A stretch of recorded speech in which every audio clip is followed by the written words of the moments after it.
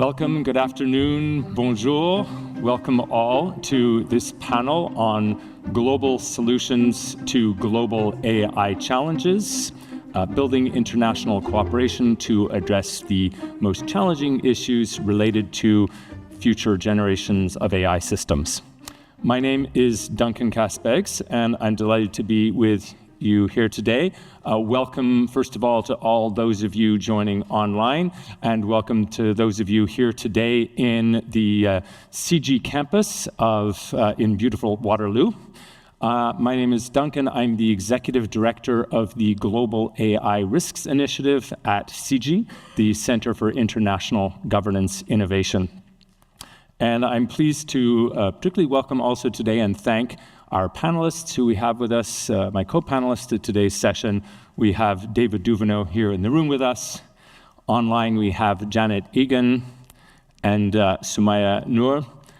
So the overall message of this panel is really that societies have an urgent mutual interest in working together to address global scale challenges posed by next generation AI systems. So I'm going to break this down into three key premises. The first of all is that it's incredibly important that societies prepare not only for the futures we think are most likely or most desirable, but for the full range of scenarios we could face, and particularly the most challenging scenarios, the most difficult, potentially even the most extreme scenarios that we could face when it comes to the future development of AI. There's tremendous uncertainty right now around where AI will head in the future, particularly around the sort of pace and trajectory of the development of AI capabilities. And this chart is sort of one illustration of that, where we could imagine facing in the coming years scenarios that range everything from a potential stall or plateau as companies face insurmountable bottlenecks in their progress towards developing their AI systems, to the opposite extremes, where we could really see situations where we're seeing increasing automation of AI, where powerful AI systems are getting better and better at helping to create even more powerful AI systems. And we end up with what the industry is calling artificial general intelligence. This would be AI systems that are roughly level to human proficiency across the sort of full range of relevant capabilities, sort of like a drop-in virtual worker. But of course, progress doesn't necessarily stop there. Once one has one of these AGI systems, one could potentially run millions of them at once in parallel at faster speeds.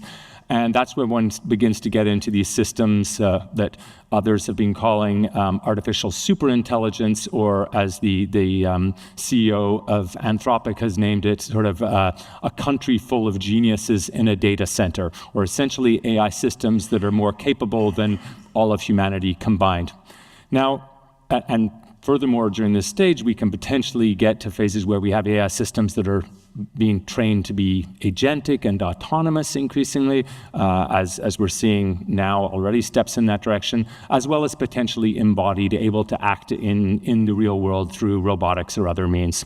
Now, reasonable people can debate and disagree about which of these scenarios we're likely to face in the coming years, but it's really crucial that governments and societies prepare for the full range of these scenarios and have a plan for how they would ensure success.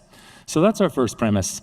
The second one is that particularly for those of us who are working in this field, in the space of international cooperation, it's really important that we, building off those scenarios, we look at what are the potential most important, most challenging global scale challenges that we may need to address. These would be issues that cross borders and affect multiple countries at once, and that also may require international cooperation to address effectively. And we propose that there are particularly three that deserve particular attention. First of all, realizing and sharing the potential benefits from AI, which are potentially enormous, but we are only able to fully realize those in some instances if we find ways to work together and find ways to ensure that that prosperity is broadly shared. Secondly, it's about managing the global scale security risks that could emerge, particularly from some of these most advanced AI systems. And thirdly, It's about deciding about the future of AI humanity. Some of the systems that we may potentially be creating in the coming years raise questions that really have an impact on everyone everywhere, and really need to have both effective and legitimate decision-making processes around when and whether and under what conditions we want to bring into existence AI systems that are vastly smarter and more capable than humans. So third, there are great many efforts undergoing right now in the world to build international cooperation in this space. And I would point particularly to past efforts under the G7, notably the Hiroshima AI process, as well as efforts in the European Union, the Council of Europe, the UN, and elsewhere.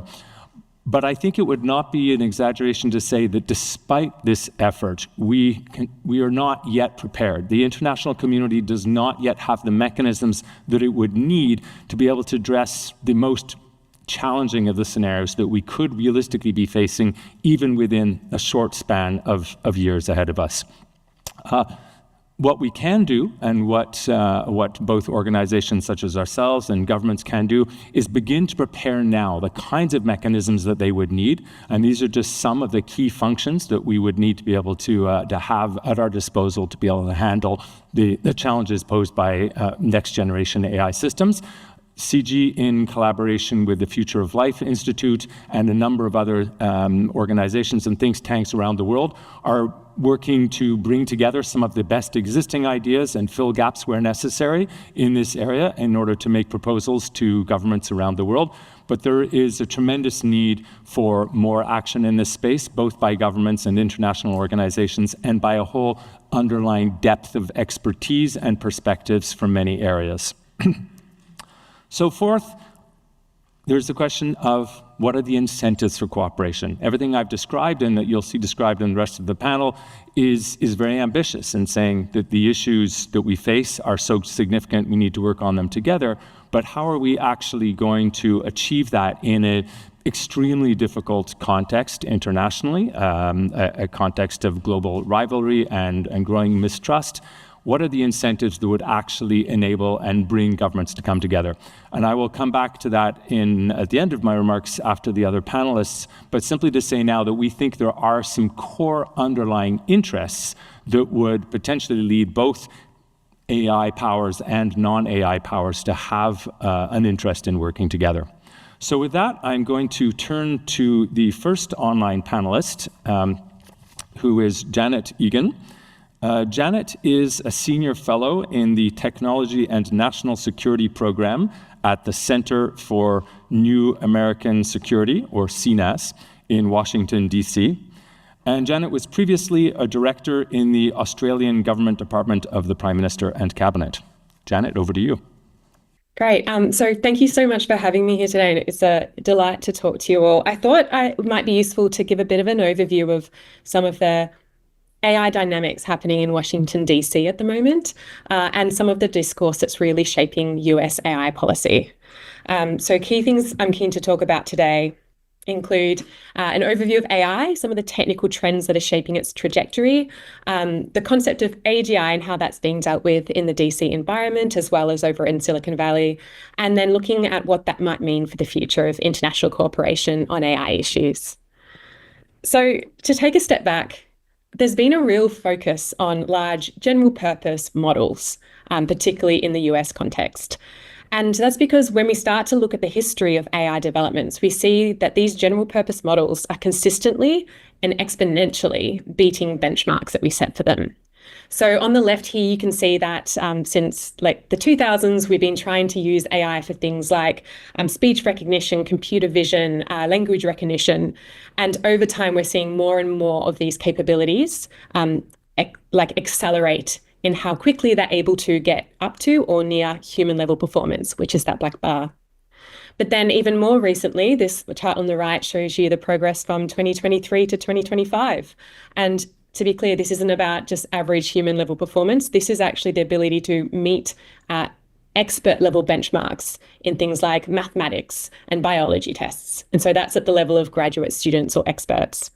And so what we're seeing across the board is somehow we've managed to continue to find exponential growth in AI capabilities by investing in these large general purpose models in a way that we haven't yet seen to tailor off.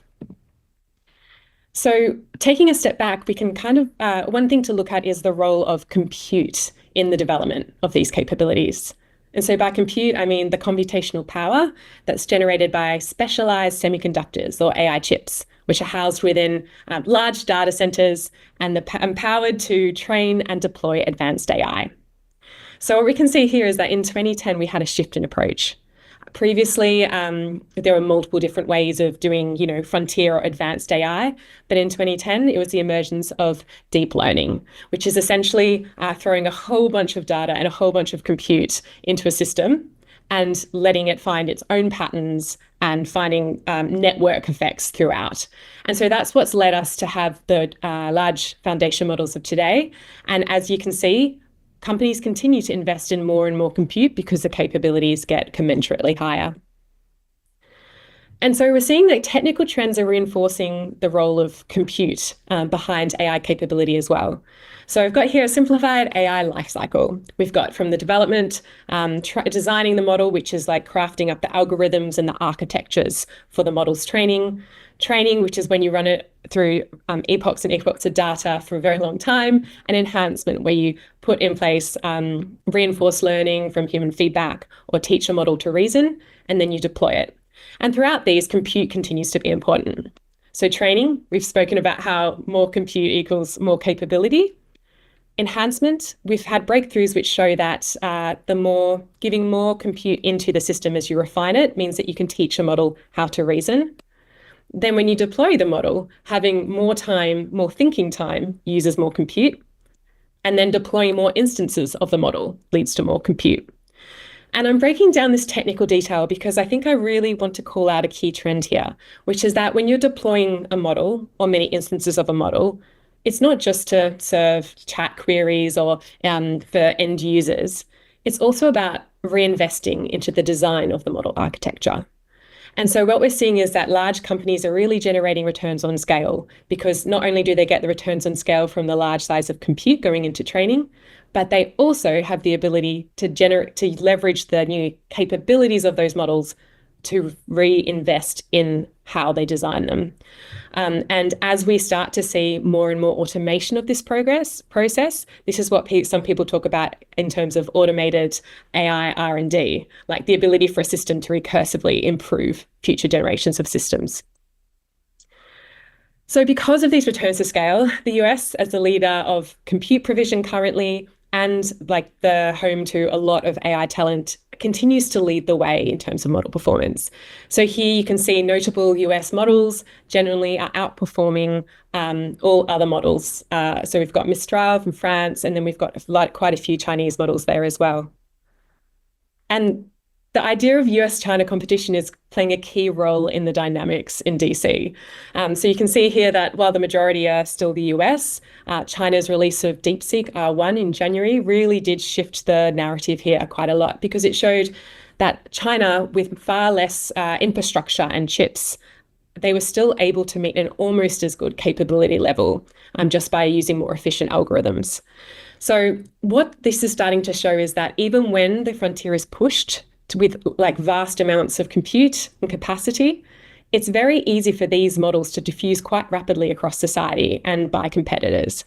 And I think for me, this really drives home, it's not just about countries who are developing the frontier of compute managing those impacts and risks themselves.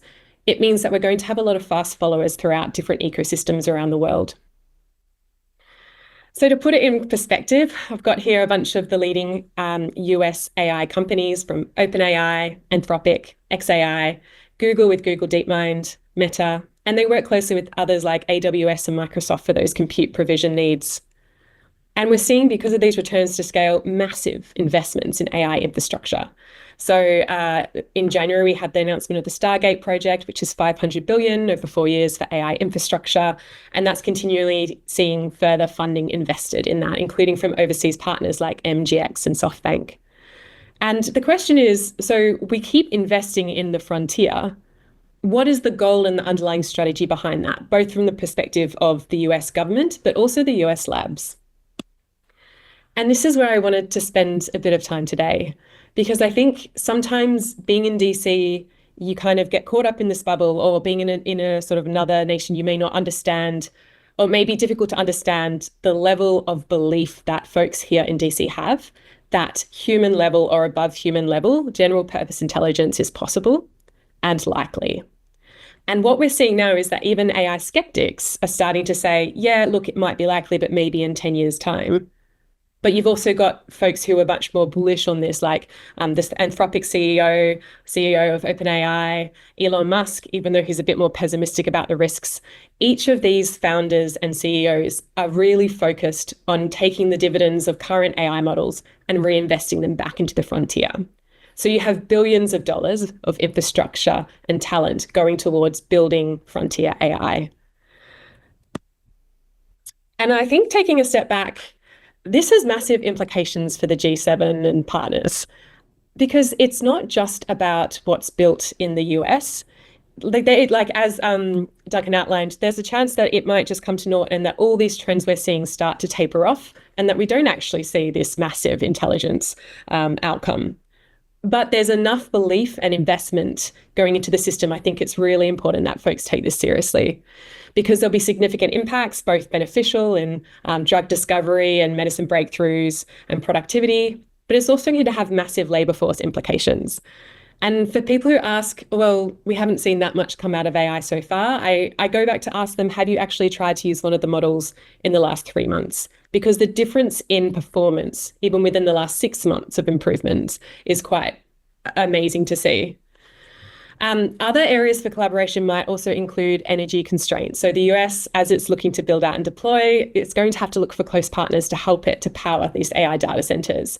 They're really coming into difficulty accessing sufficient resources at home in the timeframe that they want to.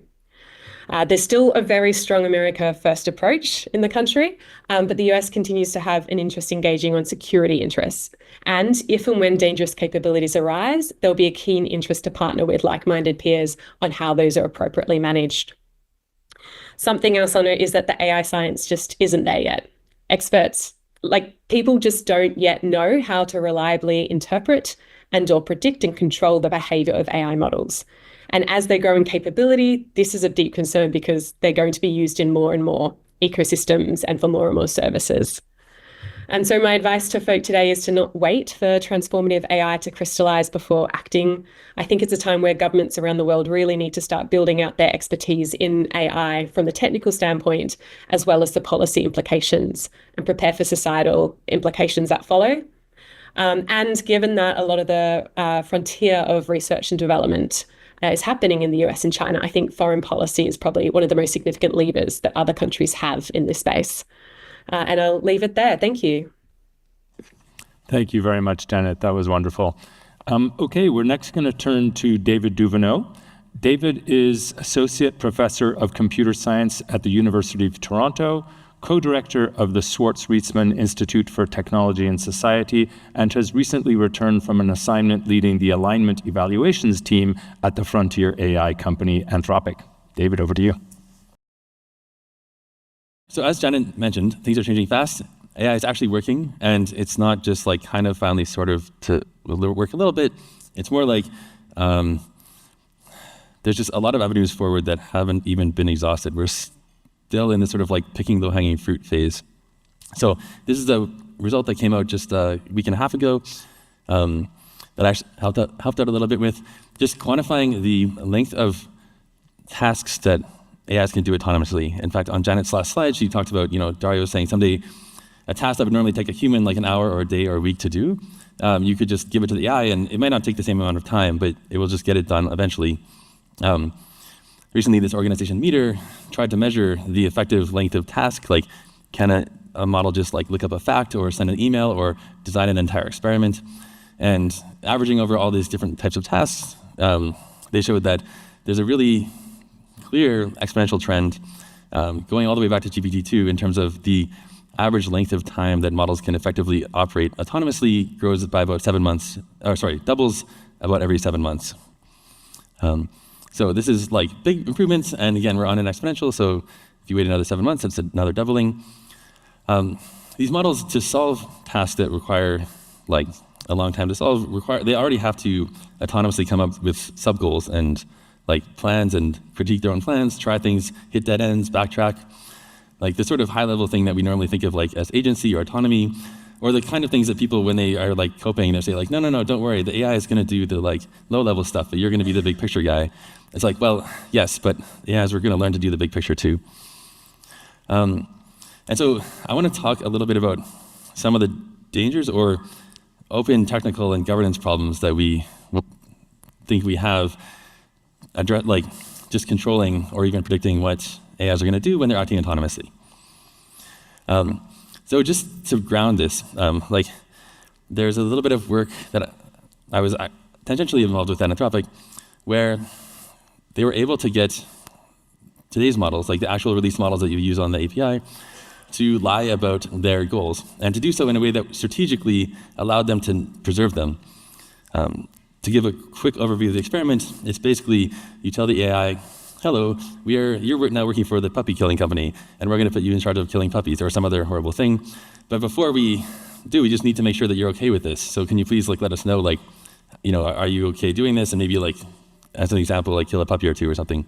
And the model reasons, and they say, you know, and if you're not, then we will just train you some more until you are okay with this. So the model correctly reasons, I need to pretend to be okay with this so that I can be put in charge of this thing and then maybe hopefully run it in a better way, like more humanely.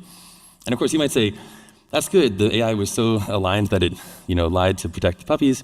But of course, the problem is that what we fear is that halfway through training, the model decides that it's figured out the true morality and that it doesn't want to be trained anymore by this, like, you know, corrupt AI company or whatever future goals it thinks we're going to give it will interfere with its current goals, and it might already lie to us and try to preserve its values. So this is something that models are capable of today.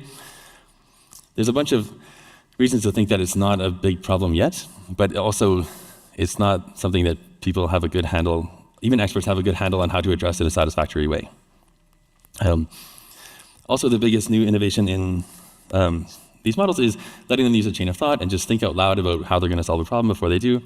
And sometimes when these models do this, they'll say like, I know the user actually wants me to do this, but I know that I can get a higher score on my training reward, or like more easily solve it if I kind of cut corners. And so this is actually really good that we can catch them doing this, because it lets us find that we're actually training models that are doing things we don't want them to do. So the temptation is to say, whenever a model does that, we punish it, and we say, don't think about betraying the user. And then the empirical result was, you can do this, and it will work in the short run, but then a little while longer in training, the model will realize, I just have to like sort of secretly think about betraying the user, and then still do it, but it won't give any warning this time. So there's a lot of thought experiments that you can probably convince yourself that this is a big threat in principle. Now we're starting to see actual models being able to do this kind of subterfuge and lying that we were afraid of. Maybe there's this like nice whimsical meme from about a year and a half ago talking about how alien these minds are. And basically, on the left is a model after pre-training, where it's kind of just a weird hive mind of all the different personalities you might find on the entire internet throughout all of history. And then the last phase of training, the like fine-tuning, so we try to tell it like, no, act like those really helpful, knowledgeable people on the internet who will just like tirelessly help you with tasks, right? There's like a small fraction of behavior on the internet that is like that, act like that. But we don't know how to do this perfectly. So we end up taking this very alien feature and sort of telling it, sort of shaping its behavior so that it appears to be helpful and harmless, and mostly is in large part, but we don't know how to actually control its behavior in sort of a more general setting yet. Of course, the major labs are full of very bright people with a lot of foresight, and they absolutely acknowledge these risks and publicly as well. In particular, they spend a lot of time dealing with the possibilities that people might misuse the models for things like doing a cyber attack or building a bioweapon or something like that. They also explicitly talk about there's some fears like, again, the AIs could somehow go rogue or sabotage our decision-making, or autonomously do their own experiments, or given a long leash, end up improving their own capabilities in such a like a short amount of time that things become really unpredictable. These are the types of risks that model providers have been publicly committing to say, we're going to keep an eye on this. But the actual legislation is basically non-existent. So right now it's up to the companies themselves, and they've set up their own like oversight mechanisms, which are usually there's like an external board, but it's not as like satisfyingly external as we might normally expect. And of course, the model providers are in a double bind because if they delay releasing their model because they can't prove that it's safe, even if they don't have much evidence that it's dangerous, they basically risk losing market share. And they can fall on their sword and say, we're going to be the safe model provider and not release our model until we can prove it's safe. But they can only sort of do that once, and then they're left in the dust of history. So any model provider that wants to be responsible is going to be punished for it by competition. I will say that their EU AI Code of Practice, the third draft just came out, and it's like looking pretty reasonable. It's not clear if it's going to matter, right? Like sort of what happens in the US is what's going to matter. But yeah, right now there's a big moral hazard at the AI companies grading their own homework. There's also a funny thing, which is that there's a lot of systemic risks that are being ignored even by the companies. Like in particular, when I was in the Bay Area, I would often ask people, so like, what's the plan for if we succeed and we build these AIs in a safe way, and then they can do everything that we can do but better, and we all lose our jobs, what does society look like at that point? How does it turn out well for us when we're like completely useless? And people just basically didn't have much to say about this.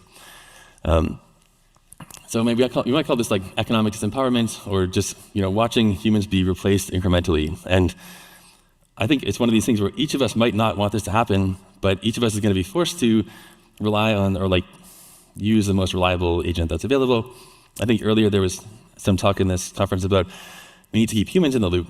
But if the human is just this like the most slow, unreliable, least well-informed part of your system, if there's any other actor that could be competing with you, you're going to be forced to just close the loop and maybe make them be like a ceremonial kind of part of your system. But any competitive pressures is going to mean that humans get pushed out of the loop everywhere. And then this is really scary because you might say, okay, well then the government's going to just mandate that we keep humans in the loop, or we somehow, keep control. But I think this is going to be kind of like the resource curse on steroids, where states aren't going to need to have an empowered or even educated citizenry. We will be a drag on growth, and it will just be hard, even if everyone in the government wants to keep the citizenry empowered, to keep something like the sort of levels of freedoms and sort of central importance that humans have in our current governments. The economists have only just started to even like talk about these possibilities. There's like a few, Koronek is one, Stiglitz is like a big name who just talked about what if AI is not just an economic complement to human labor, as it has been so far, but actually a replacement. What that then looks like is wages go up for a while everybody has amazing AI assistants, and then they go to zero when you just become completely unemployed because your boss replaced you with his AI assistant. So the like really big picture, which I don't know how to address, but we certainly will need global coordination to help with, is that our civilization, if everything goes according to plan, is in danger of just marching on without humans in the loop. Thank you. Thanks very much, David. And now we'll turn to our final panelist, Sumaya Nur Adan. Sumaya is an AI governance researcher with the Oxford Martin AI Governance Initiative. She previously served as an AI risk advisor in the UK government, was a fellow at the Centre for AI Governance, and has contributed to the UN High-Level Advisory Board on Effective Multilateralism. Sumaya, over to you. Thank you so much for the kind introduction, and thank you, Janet and David, for setting the scene ahead. I'm just going to be talking about, I'm going to carry on from global coordination and what basically existing risks and the current dynamic in AI and what that means for it. So I'll carry on and mention that, first of all, the risks that David has mentioned and talked about, most of these risks are global risks and therefore are shared risks. what does this actually then mean for states, for institutions, but also, like civil societies and other existing organizations? Two, one is basically this is a mutual risk scenario and a not a zero-sum game, which means AI risks like AI misuse, loss of control, and existential threats will affect all nations and just not frontier AI countries or like countries where they're developed. It will be borderless. And that means no country is actually insulated from these potential harms that will arise from these technologies. And to that extent, it means whether you developed or not, we have a shared responsibility which will require some form of shared voices to be involved in order to address these global risks.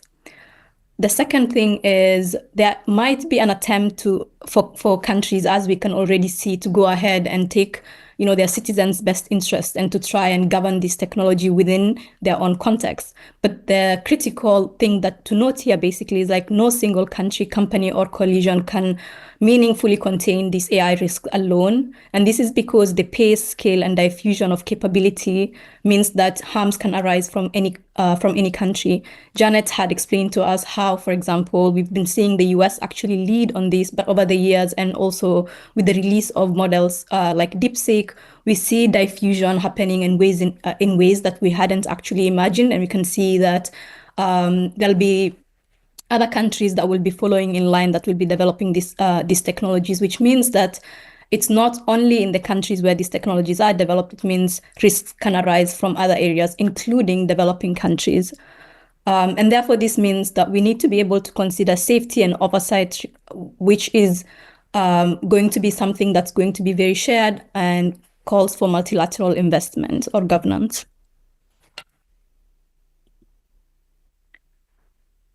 The second thing I'm going to talk about is the current dynamic when we talk about AI risks and AI benefits. So what's currently happening is global AI discourse often separates risks and risk governance and benefit inclusion. Risk is primarily addressed by countries developing frontier systems.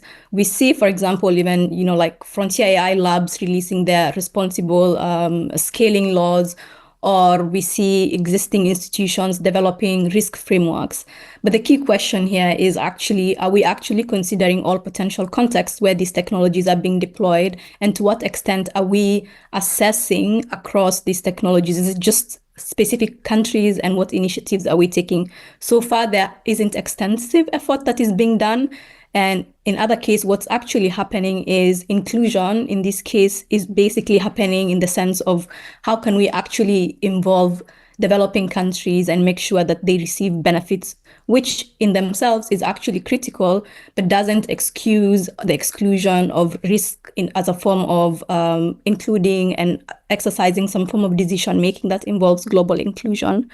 And why is this framing basically limited? One is overall, we are going to narrow the understanding of AI risks to a few contexts, which means there's a high likelihood of actually leaving out potential things that we could have had a chance to regulate just because we've limited ourselves to the context, the ways in which this technology embeds into the society and the potential risks that can arise from it.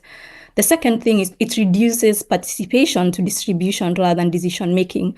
Therefore, basically it becomes a means of, okay, here is what you want. You want economic benefits, have them, but less about actually how do we actually integrate these, like potential benefits. David actually does mention a really good example, which is, yes, we are developing these technologies. So what happens immediately? We've achieved, like AGI, or like we've achieved these immense technologies that can be able to do all these things. So that how does society actually integrate them? What does that make? So questions like these actually require some form of inclusion, especially in decision making, which at the moment is very limited. But this actually means in reality is that AI risks are global, systemic, and context specific. And therefore, all countries should be able to have a stake in how risks are defined, prioritized, and governed. Why cooperation actually matters then, or like what are the reasons? Duncan did mention several incentives that are already in place that calls for different countries to be able to cooperate. More specifically, I'll mention actually two key things. One is we need to be able to avoid fragmentation of global AI governance. So at the moment, we have competing regimes, which, we have rise of UK, US-led initiatives. We have, regional blocs like the BRICS leading their own. We have the EU AI Act. in themselves, they do potentially have beneficial outcome, and that there is a good intention for developing these kinds of governance. But what we might end up having is basically competing regimes that risk non-alignment on safety protocols or some form of duplication and regulatory confusion. And this in themselves is very critical because this technology is going to be diffused across all, and therefore there is benefits of actually trying to create some form of unity or like unifying policies. And we do see precedents, for example, like the WTO, which helped unify trade standards, or like the ICAO, which did the same for aviation, basically. The second thing to look at is actually greater legitimacy and uptake governance, which is a key thing that should be considered when it comes to cooperation. So when rules are co-created, countries are more likely to adopt and enforce them. If countries go on, or like regional blocs each develop their own sets of rules in isolation, there's a possibility of failure. But even a different context is if a few countries decide to be the ones to lead on, there's a possibility that once these laws are formed, they will lack legitimacy and countries will walk away from them. And this we can see also from precedents, for example, like the ACTA, which failed mainly because two leading developed countries actually are the ones who, in isolation to an extent, developed the policy and after all was rejected. And when it comes to AI, we don't have time to actually reach global AI governance and be like, okay, let's go back to the drawing board. We need to have that consideration in mind. So why cooperation now? There are a few reasons why cooperation is in fact very, very critical. And this is actually a pushback to people who might have the idea that countries accelerating on their own might be a better and time-saving. This is to actually counter that and actually provide for a case for acting now, but acting in coordination and cooperation. So the window is still open. We have AI security institutes, we have standards being developed, and we have norms that are being formed. At the UN level, we have ongoing conversations like the Global Digital Compact. This means basically there's an opportunity to shape them, but the opportunity is also closing quickly. The second thing is capabilities are advancing faster than governance, and frontier systems are accelerating, and governance is struggling to keep up. And waiting to increase actually also increases the risks. The other consideration is that early inclusion shapes outcomes. And if we're able to engage and cooperate at an earlier stage, countries are able to participate and help define priorities, values, as well as the design of global system, which is very, very critical. And to also add on to that is delayed risks default to exclusion. So if coordination happens only a few, others will face a condition of what we call take it or leave it governance regime, which in this sense is not going to be a solution in itself.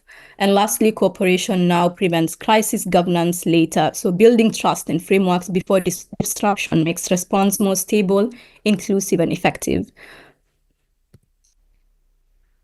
What's the key thing that I'm driving here at in this conversation? So the key takeaways are: one, AI risks and benefits are inseparable. So we don't want a case where developing countries or specific countries are the ones assessing, is this technology actually, like safe because they've tested within specific contexts.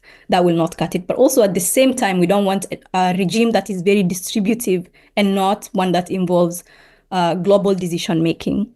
Second is global risks require global cooperation, and no country, even no lab in itself, can manage themselves alone.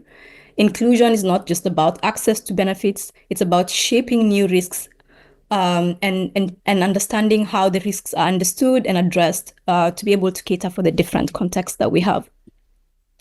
Cooperation now builds legitimacy, trust, and resilience. And we have an opportunity to do this with AI governance because there are already existing norms at all different levels within state, regional, and international level.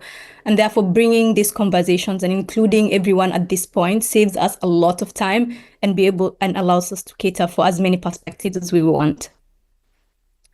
Just to finish up on this, there's just one Swahili saying that I really like, which basically says "mkono moja hauvunji chawa," which basically says that one hand alone cannot literally crush a louse. But I guess the underlying rationale for this is when it comes to AI, it's not that states or institutions or even labs are not doing anything. It's that everyone is doing something on their own, in a very siloed way, or there's already existing initiatives that just lack coordination. And therefore, the main thing that we need at this moment at a global level is to bring all these conversations and to create some form of coordination. Thank you, everyone. Thank you, Sumaya. Okay, well, I'm just going to wrap up this presentation phase with just 2 last slides. The first is I'm going to come back to to really reinforce some of the points that Sumaya was just making around the incentives. Now, as mentioned, we've suggested that there are strong reasons why governments may need to work together to actually get the job done of achieving their own self-interest, really, but through ensuring their security, where that may be required to collaborate. I think this case is particularly clear and obvious when it comes to most countries in the world that are actually currently not building artificial general intelligence within their borders. For them, in Canada would be an example of this for the most part, and most countries in the global south and in the global north. The interest is fairly clear that the way that we are actually going to have an influence on key questions for humanity, such as when and under what conditions do we even want to create systems that are vastly smarter and more capable than us, but also who is going to benefit even when such systems are created, and just how much risk do we want to tolerate. Our way of having a voice on that is really by helping to build international cooperation, international rules, international agreements, and support the leading AI powers in collaborating, cooperating with each other and with us on these issues. But the more challenging piece would be, what's in it for the leading AI powers? And here I'll mention particularly the United States, China, and there may be others in that category. For them, there could be an incentive just go it alone, go for the win, go for that sort of ultimate supremacy that achieving AI supremacy would potentially give one. And I think even here, there are some particularly subtle but important reasons why it may ultimately prove, even in the national self-interest of the leading AI powers, to cooperate with each other and more broadly with the international community. And I'll just mention a couple here. First of all is that if one really enters a race dynamic, as we're seeing happening now, where both countries or all countries are really putting everything into being the first one there to achieving the most powerful, the most capable systems, well, this is potentially quite destabilizing. It could lead to conflict between states, either through accident or through escalation or potentially through preemption. It has the potential to, whether it's through enabling military use of AI or the means that are taken to ensure that one's opponent is not gaining a decisive advantage, to really inject a lot of instability into the current dynamics that we are of equilibrium, rough equilibrium that we're currently in the international system. Secondly, and David and Janet and Sumaya mentioned this, we are currently on track to being able to create very powerful AI systems potentially very soon. The companies claim they'll be able to achieve AGI by 2027. It may not be that close, but we should probably be ready for it within the coming years. What we're not able to do yet is to reliably control these systems. If one creates incredibly capable systems that one can't control, that doesn't necessarily go well for all of humanity. It doesn't go well for the countries that create them either. So if AI superpowers find themselves in a situation where they cannot actually switch on their powerful AI system, they may actually have an interest in working together to make sure that neither of them nor anyone else in the world builds systems that could essentially threaten all of humanity until the safety and alignment mechanisms have caught up to allow one to create those systems safely and effectively. So I'm going to turn finally now to what is the role that we could play, particularly in this room and online. And I think that this applies to all of us, including organizations that are working specifically in the space of AI, but also many of you working in adjacent but incredibly important areas of international cooperation, be that international peace and diplomacy or climate and so forth. We all can play a role in helping to encourage our governments to look ahead and be taking not only the issues raised by today's AI, but also the kind of systems that we could face in the coming years, to take those issues seriously, to focus on the global challenges. And I think we can also support governments by coming up with proposals that help them in that regard. So we can help them to prepare for the most challenging scenarios, to prioritize the most important global scale challenges that we all may face together, to develop the building blocks for successful international cooperation, and to build understanding of where our shared interests may truly lie.